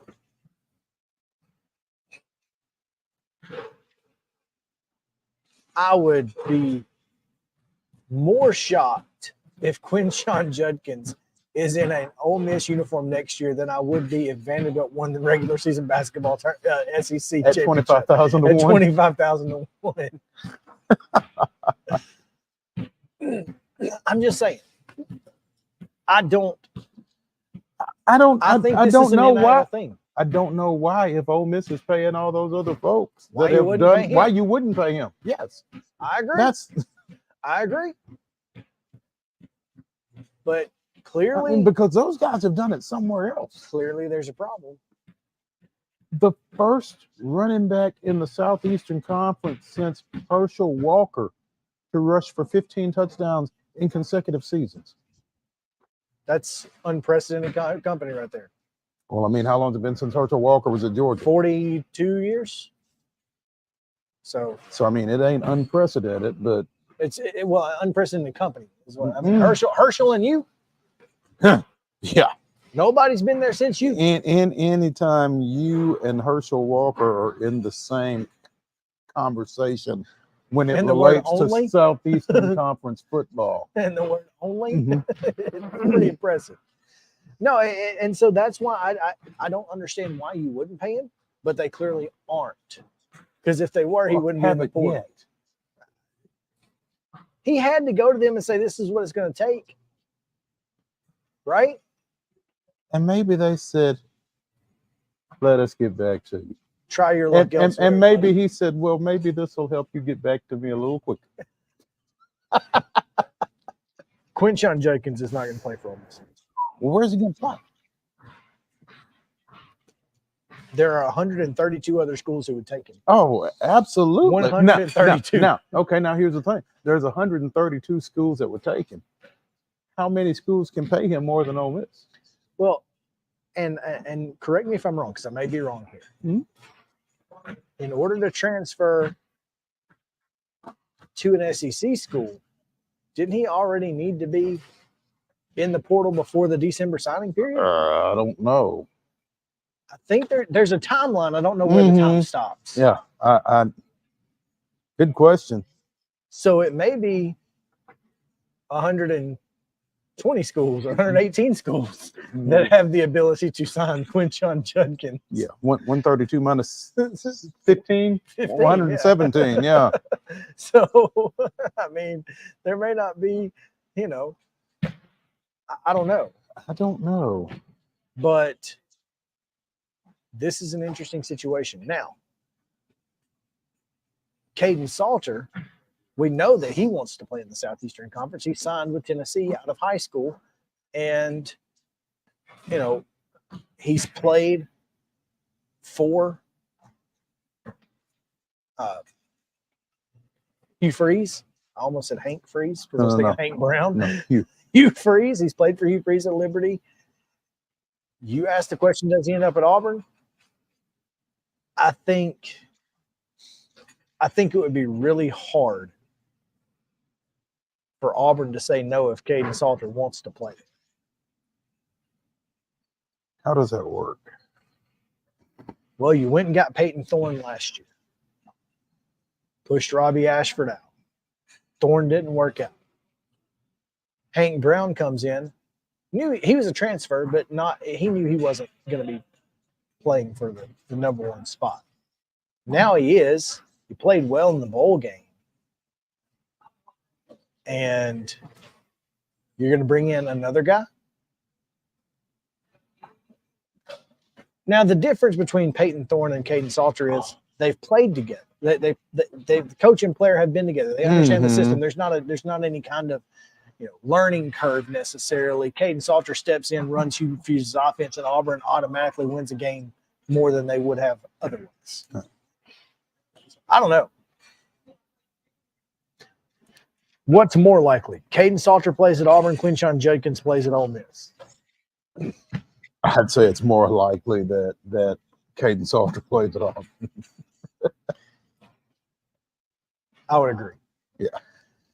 Thanks. But I am fascinated by this Quinshon Judkins situation. I am too. I'm really excited to see where he ends up because I think it's going to be a talking point until he gets there. Yes. So again, thanks to our friends here at Swishworks. We appreciate them for their hospitality. Thanks to you guys for hanging out with us here on Main Street Sports today. We'll see you tomorrow at 2:00 back in studio. Until then, be safe. We'll see you later.